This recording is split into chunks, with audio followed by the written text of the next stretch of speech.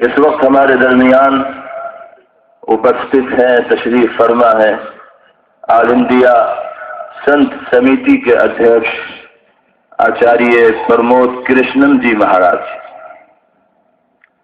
हमने आचार्य जी को और इनके मधुर संदेश को सबसे पहले जमीयतुलमा अमरोहा के तत्वाधान में आयोजित महासिन इस्लाम कॉन्फ्रेंस में सुना था। उसके बाद से तो जमीयतुलमा हिंद की महासभाओं और अधिवेशनों के साथ ऐसा लगता है कि आचार्य जी का चोली दामन का सा साथ हो गया। जहां भी जमीयतुलमा की कोई महासभा होती है, बड़ा प्रोग्राम होता है, लंबा सफर तय करके आचार्य जी वहां पहुंचते हैं और मोहब्बत का पैगाम देते हैं। आचार्य जी एक अच्छे इंसान हैं और बहुत अच्छी बात यह है कि जिस धार्मिक लिबास और पोशाक में आचार्य जी रहते हैं वो उसका धर्म भी रखते हैं। इनकी जबान आग नहीं उगलती, ये नफरत की बात नहीं करते, ये नफरत के सौदागरों को आईना दिखाने का काम करते हैं। ये मोहब्बत का पैगाम जमीयतुलमा हिंद की स्टेज पर आकर देते हैं और आज के इस नफरत ज़दा माहौल में इसी तरह के पैगाम को आम करने की जरूरत है। हम आभारी हैं, ये पूरा का पूरा मंच आभारी है। जमीयतुलमा सहारनपुर के सदस्यगण आभारी हैं आचार्य प्रमोद कृष्ण जी महाराज के कि उन्होंने हमारी दावत को स्वीकार किया, यहाँ तशरीफ लाए। लेकिन मैं एक बात आचार्य जी अपनाइयत में आपसे ये भी कहना चाहता हूँ कि यह आपका सौभाग्य है कि आपको देवबंद जैसी पवित्र धरती पर आने का अवसर मिला है।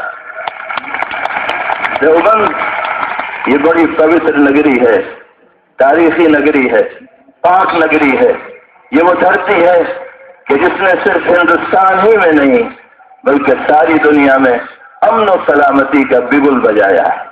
यही वो धरती है जिसने अंग्रेजी साम्राज्य के सामने मजबूती के साथ मैदान अमल में आने का काम किया है और उन ताकतों से लोहा लिया है कि जिनके खिलाफ जबान खोलना इस मुल्क में बसने वाले लोगों के लिए नामुमकिन किसी जमाने में दिखाई दिया करता है।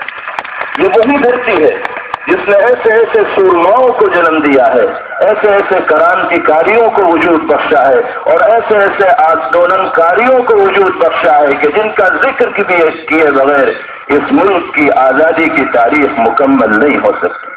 हुज्जतुल इस्लाम हजरत मौलाना मोहम्मद कासिम साहब नानोतवी अलैहिर्रहमा हो या रेशमी रुमाल आंदोलन के शुरू करने वाले शेखुल हिंद हजरत मौलाना महमूद हसन देवबंदी नव्वर अल्लाहु मरकदहू, उनके शागिर्दान रशीद हों हजरत शेखुल इस्लाम मौलाना सैयद हुसैन अहमद मदनी नव्वर अल्लाहु मरकदहू हों, मुहद्दिस असर हजरत अल्लामा अनवर शाह कश्मीरी अलैहिर्रहमा हो, खतीब इस्लाम हजरत हकीमुल इस्लाम हजरत मौलाना काजी तैयब साहब नव्वर अल्लाहु मरकदहू हो, या फिदाए मिल्लत हजरत मौलाना सैयद असद मदनी नव्वर अल्लाहु मरकदहू हो, या इन जैसे और हीरे हों जो इस सरजमीन में तराशे हैं।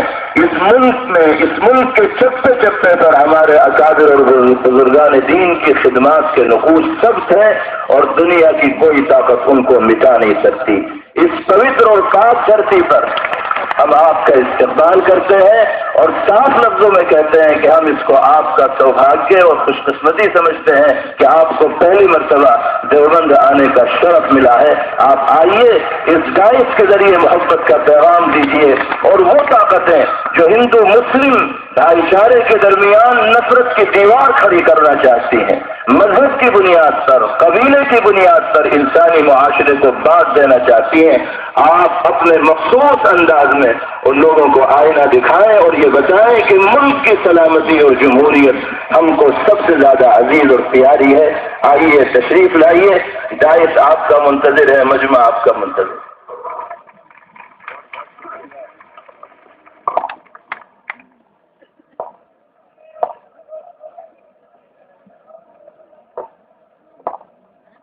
बहुत बहुत शुक्रिया मुफ्ती अफान साहब।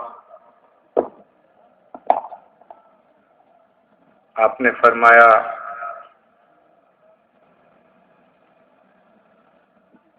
कि फिरका परस्त ताकतों को आईना दिखाने का काम मैं कर रहा हूँ।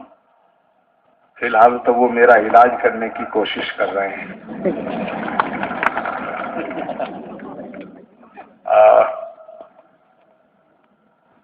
इस बात में कोई शक नहीं है कि देशबंद आने के लिए मैं बहुत दिनों से सोचता था, लेकिन ये मेरी खुशकिस्मती है कि ये मौका मुझे आज मिला है। मैं जब रास्ते में आ रहा था तो एक फोन आया और मैं हजरत महमूद मदनी साहब से अक्सर कहा करता हूं कि आप आशिक रसूल हैं और मैं आशिक महमूद हूं।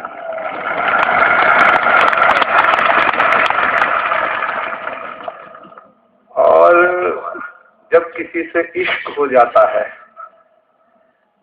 तो फिर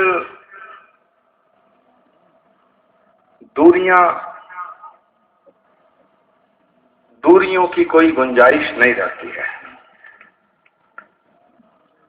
क्योंकि इश्क उनको अता नहीं होता जिनके दिल में खुदा नहीं होता।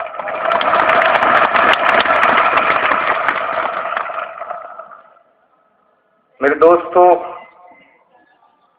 मैं सच में